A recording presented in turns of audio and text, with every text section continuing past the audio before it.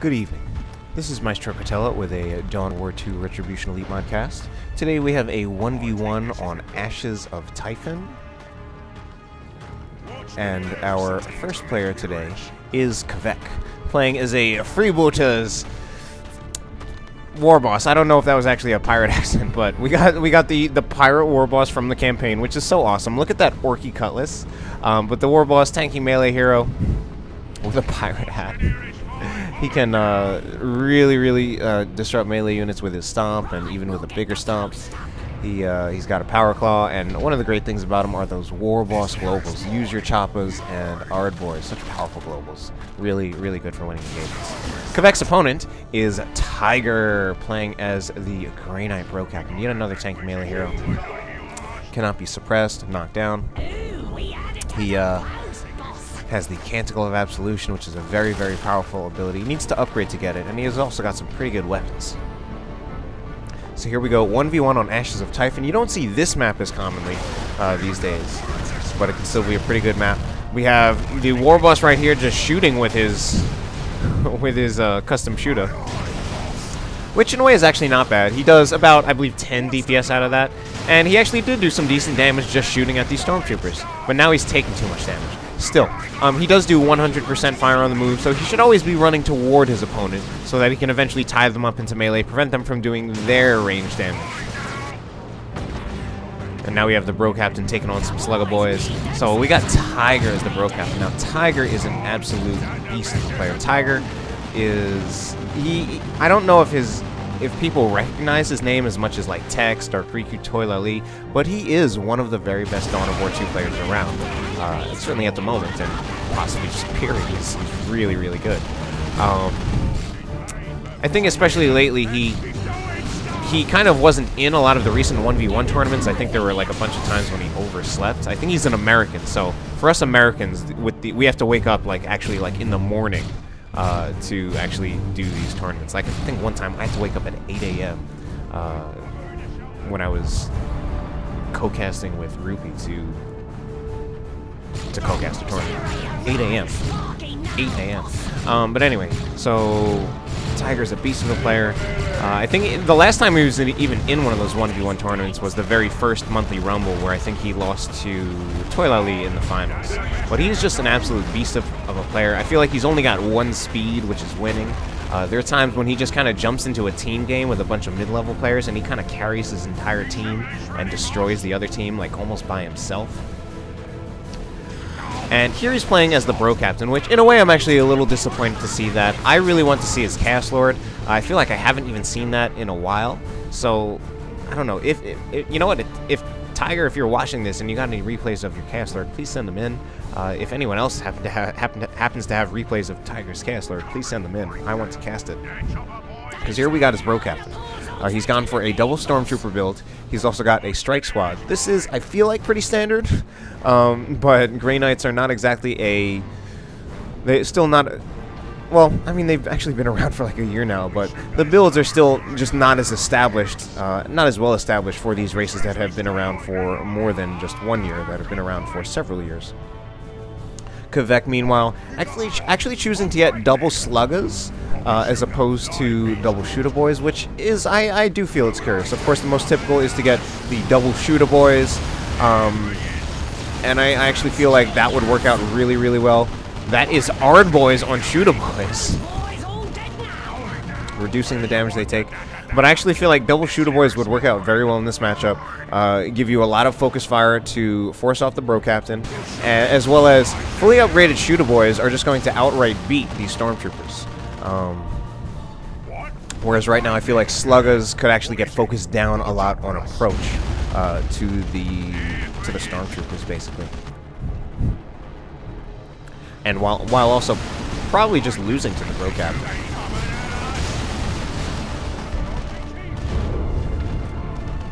I mean, as it is, we had this lone Shooter Boy squad, and that managed to force off 2 Stormtroopers, although in part because of that Ardboys buff. So, double cap right now for Kvek, but it's still Tyger with a majority of the VPs, still 488. And Kvek has a Ludo Boy squad that is not set up. And he's got all these orc boys. I mean, there is just something about seeing a horde of orc boys that is just funny. So, you know, in that sense, I approve. I'm surprised to see Tyger here just getting distracted by all these slugger boys. Maybe he actually can't move through all those slugger boys because they're just blocking him from getting to the Ludo. But he should really just run straight for the Ludo in that situation. Now, I don't think... Oh, I thought the Warboss was going to attack. He goes for a stomp that misses completely. And Kvek is already going to tier 2. Meanwhile, we got Tyger out with a Rhino. Now, I'm embarrassed to say that the Rhino has been changed in a way that I actually don't know what all the changes are. We can at least see that it has been changed to 650 health. And this change, I feel, has also been around for a while. It's been changed to 650 health. It originally started at 900. It originally had 900. And it also had super heavy infantry armor. I'm not sure if that's still the case or if it has just heavy infantry armor.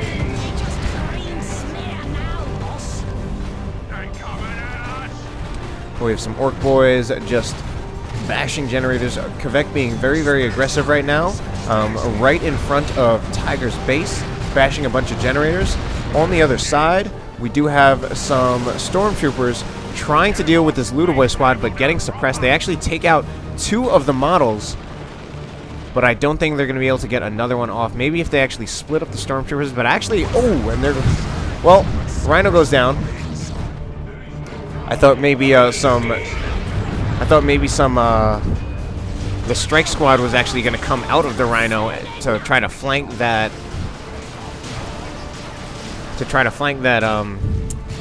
That Luda squad, but didn't quite happen there. Will Tyger take out the Slugger boys? No, Ard boys makes them too tough.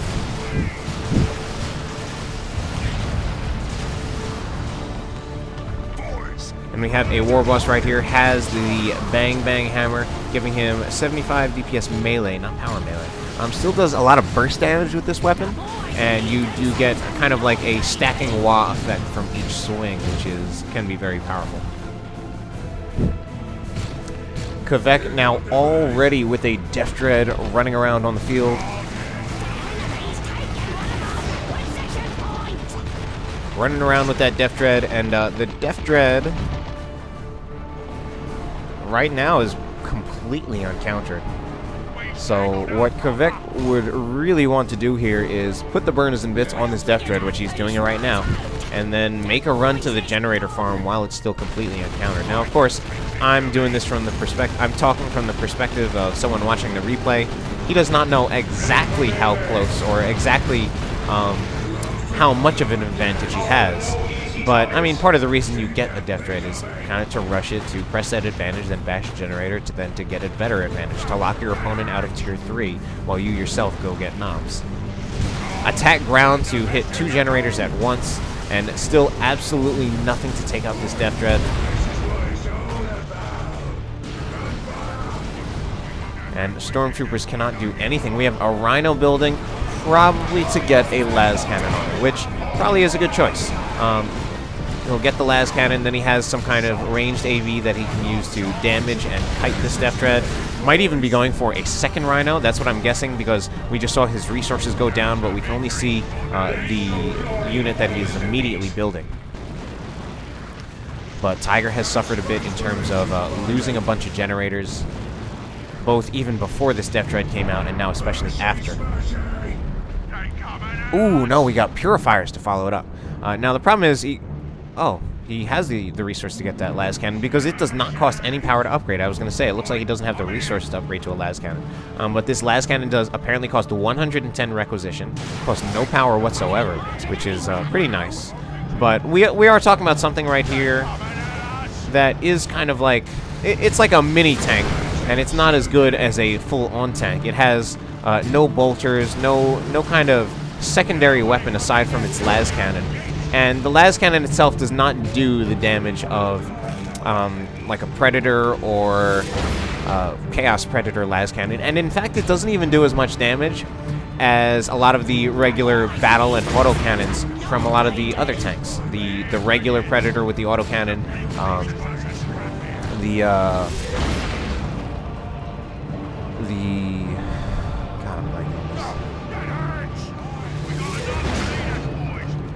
the cannon on the looted tank. The Lehman Russ cannons, I'm not quite sure, just because those values have been changed without really me being able to get the exact number, because I believe the cooldown on the cannons was changed in Elite Mod to kind of change their damage. So they actually, those Lehman Russ cannons, if anything, do more damage than they did before. Alright, so we have some Purifiers as well. Also some potential AV, since they do have a, the Justicar does have a heavy melee hammer. And I think we're actually going to see the end of that Death Dread. Kvek not really even microing it around at this point. It finally does get it out there, and he actually gets out of range of the Rhino Las Cannon. Kvek, meanwhile, he does have a Beamy Luda, and I think he's trying to bait, maybe trying to bait this Rhino into the arc of that Beamy Luda.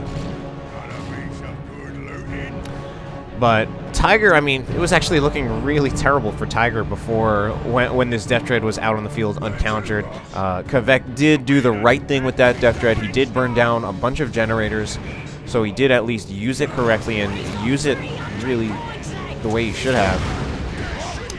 But at least now, the advantage he had with that Death Dread is kind of over. He can still certainly make use of it, just as a way of tying up units and being a vehicle and doing what a vehicle does, necessitating vehicle counters, and also kind of distracting the attention of your units. But he does need to be wary of this Rhino now, because the Rhino, very much, again, like a mini tank, has less health than a tier 3 tank, does less damage, but functions in a very, very similar way. So Tyger now trying to do some generator bashing of his own, and he is getting generators bashed. The problem is the timing of counter bashing does make a huge difference. If you bash your opponent's power farm, like if you counter bash, but you do it a lot later, like Tyger's doing it, the effect is actually not the same, because that was a lot of time that you were not getting you're not getting much power income while your opponent was getting a lot of power income. And, I mean, it's at least better than not counter-bashing at all. But, Kvek is definitely at an advantage here.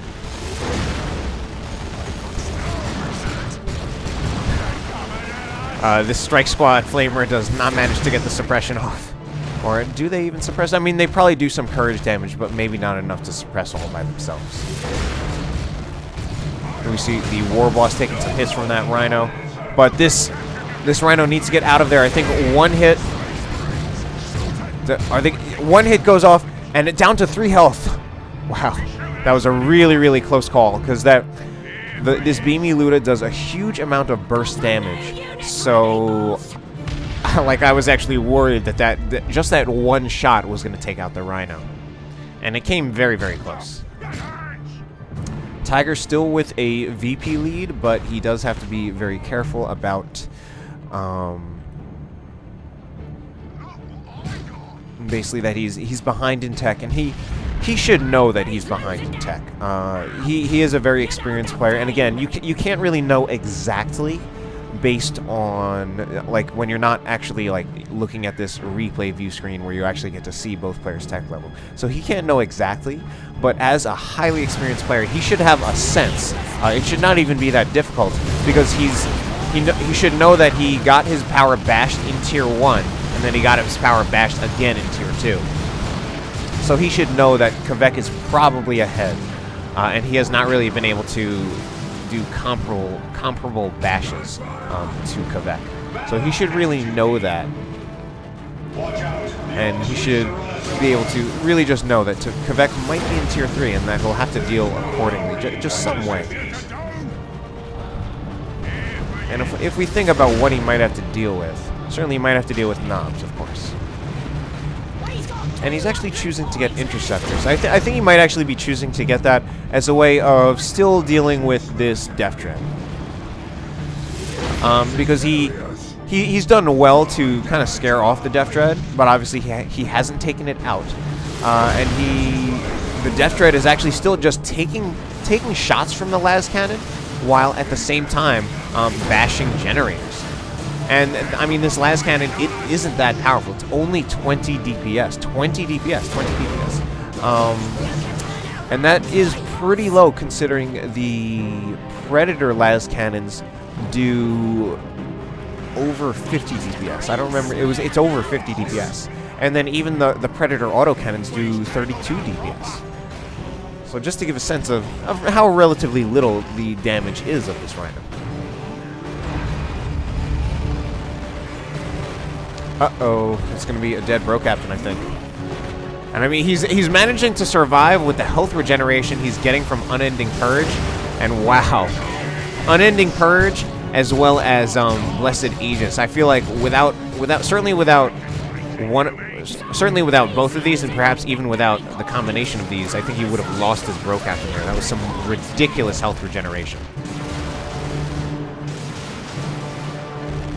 But Tyger now kind of, I mean, he still has the VP lead, but he's just constantly behind in terms of he has the lead in VPs, and yet at the same time he hasn't had control of the victory points. So we have some interceptors out. They do have their crack grenade. Now that's an interesting choice. He's getting that late when most people would get those in tier 1. But there are actually a lot of things he can do with these interceptors. Now, first of all, he can obviously use that crack grenade along with the interceptor jump as a way of maybe finally taking out this Death Dread. Snare it, followed up with the purifiers, as well as the las cannon Rhino. Another thing he can do with this interceptor squad is that if he chooses to get the Canticle of Absolution, chooses to replace the Blessed Aegis with the Canticle of Absolution, he has a very effective source of disruption that he can use to deal with this Knob Squad. Because that Knob Squad is something that he really is going to have to deal with at some point. And right now he seems... Oh no, what are the interceptors doing? They might just go down here. And we also have the Rhino in a really, really bad position. This could be the end of the Rhino. I think, yeah, those... There we go, end of the Rhino. Alright, that's not such a good situation for Tyger at this point.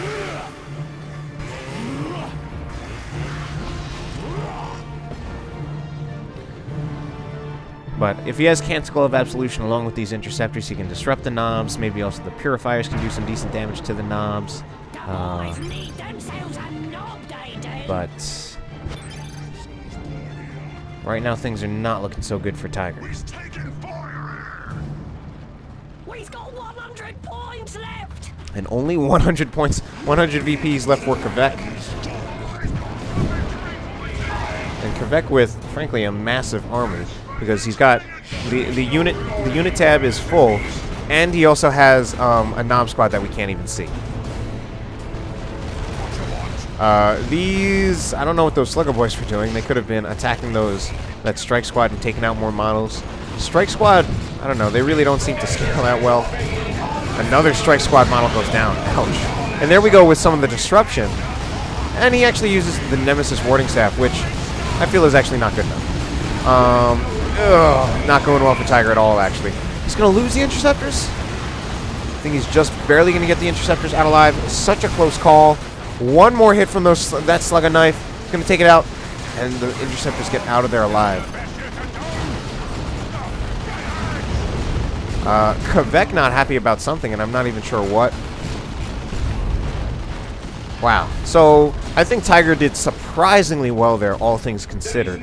But I think he actually, like I'm saying now that I think he really should invest in the Canticle of Absolution so that he can disrupt those knobs multiple times with his interceptors.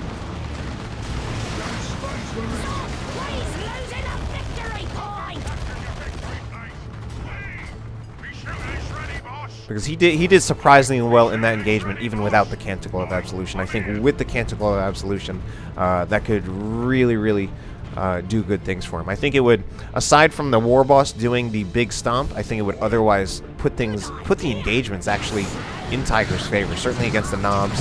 The Death Dread's still alive, though, and still that's actually something he really needs to worry about. Tyger just surrounding that Warboss, he gets off a big stomp, and then actually just runs out of there. And now we have a Death Dread that is isolated Has to be careful. Probably going to get hit by a crack grenade. Ooh, stormtroopers do not want to do that. Stormtroopers need to get out of there before they get killed. Maybe we'll have a crack grenade. The purifier, certainly chasing, can do a lot of damage. And apparently he can't use crack grenades anymore.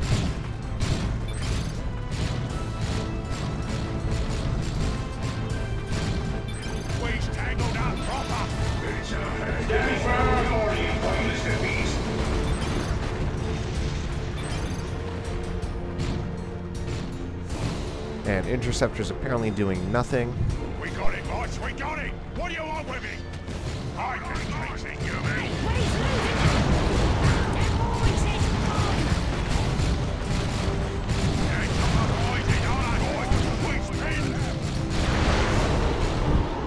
There we go with a close range teleport from these interceptors. Might even take out the Shooter Boy squad. Well, there we go with another Ard Boys from Kvek, once again saving one of his squads.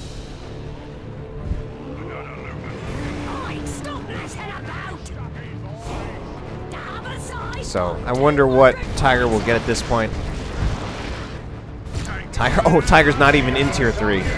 He's going to tier 3.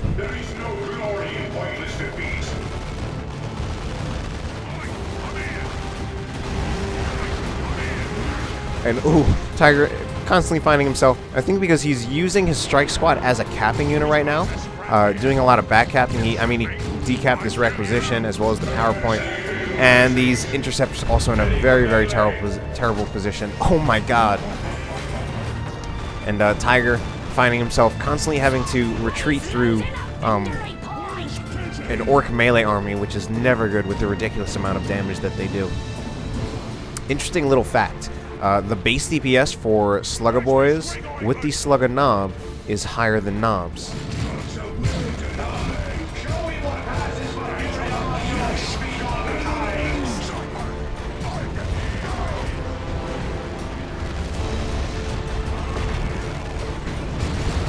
And it's not going too well. Tyger actually, I mean, he's got a double cap.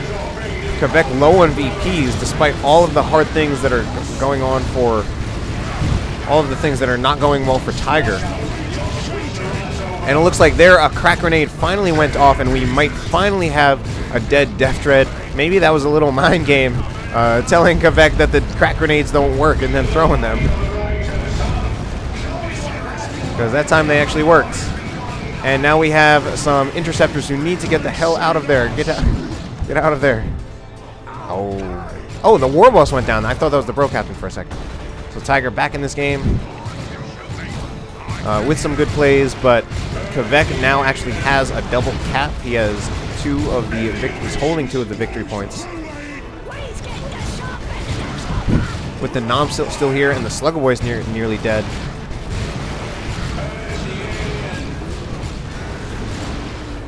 And Kvek is about to lose. Or not. I was about to say he's about to lose his Knobs, but then we saw a Call the Boys use. And then we have a full Knob squad out of a... We had a Knob squad that was nearly dead, and now they're turned into a full Knob squad. And that is actually something that you should actually, if you're playing against orcs, you should try to predict and try to anticipate. If you see your opponent leaving their units in a fight where it looks like they're going to get wiped, that means you can probably expect a Call to Boys. And VP is actually now getting very low the VPs are actually now getting very low for Tyger. He's actually getting fairly low on VPs. Kvek still with the 2-to-1 cap, or the 2-to-0 cap, in fact. And Tyger, I mean, I'm guessing at this point he must be saving for Grey Knight Terminators to help deal with these Knobs. Here we go with yet another Ard Boys to try to save those Knobs, and they will get out of there alive. Now it's up to Tyger. It is entirely possible for him to get out there and actually capture the points again. But the Warboss has been bought back. He should be able to. He should have seen that, and he should also watch out for that. Instead, we actually have Paladins, which is an interesting choice. The Paladins are, of course, a lot more flexible because they have that heavy melee damage, so they can do a lot more things than the Grey Knight Terminators. He just needs to be cautious about the fact that, well, basically just that the paladins would have been better specifically against the knobs. So instead of getting something to specifically deal with the knobs, he's just getting something that he can use for a lot of different things. There we go with a Prometheum Strike. There was also a... Oh my god! No! Is that the end of... Is that the end of the Purifiers? 1 health! 1 health. Can this Sluggo Boys touch those Purifiers? Wow. I mean, that is kind of the power of that big stomp ability. I mean, that was a lot of the big stomp and then just the follow-up melee damage from a bunch of leveled up melee squads. Level 3 Sluggo Boys and also level 3 Sluggo Boys. And, I mean, just a high melee DPS build can be really, really dangerous because of the fact that it's just getting a lot of melee units can be really, really dangerous because of the squad wiping potential that it has. Like the absolutely ridiculous squad wiping potential that it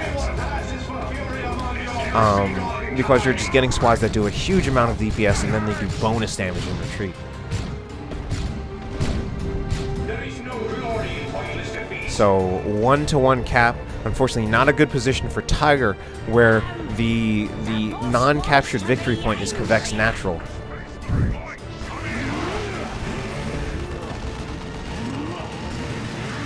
And unfortunately, I don't think the Bro Captain is really going to win this fight. I mean, he's staying there quite long as it is.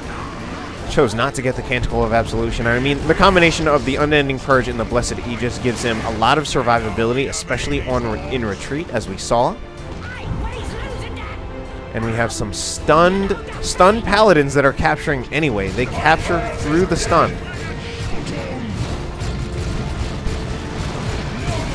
And, you know, I've been wondering what Tyger has been using his red on. And I think at one point we saw him use, I believe it's called Mind Blades, which actually stops, it's a global that prevents your opponent from using abilities. And I actually feel that that's a really, really, if Tyger's been using that, that would be a really, really good choice. Especially from preventing the knobs from using Frenzy. Use that at the start of an engagement so that the knobs can't use Frenzy. Since, of course, Frenzy is just a huge engagement winner ability. And, I mean, look at this with Tyger using the Nemesis Warding Staff so that his interceptors can capture to white out the VP, turn it to a 1-to-1, might even wipe the Knob Squad. Alright, Knob Squad gonna get out of there. If only these interceptors had more energy, they could finish off that Knob, but they don't. And Tyger is actually, perhaps more importantly, choosing to prioritize capturing the VP than choosing to kill the squad. And we have the Paladins right here, probably just gonna go for this VP. Tyger calling a GG, but well, yeah, Kvek is not going to be able to get to those VPs in time. Oh, and I guess Tyger has been using Prometheum Strikes. I've definitely seen him do that. Yep, and he actually captures while his Paladins are distracting. Use the Bro Captain to capture. And here we go with the Sluggo Boy's wife, just desperately trying to go after that point. And Tyger manages to just pull it out. Pull out the win. That's disappointing. Very, very incredible game in some ways, in terms of Tyger pulling out the win. And it's something he does. It's almost Holy Hammer-esque, behind in tech, and just somehow winning the game anyway. Just making the right choices, certainly by the end of the game, maybe not necessarily at the beginning. And that sometimes is the mark of a great player. When even when it looks like they're not winning, they pull it out. Just the experience, they're just clutching it out in the end. Hope you enjoyed the cast. Have a good night.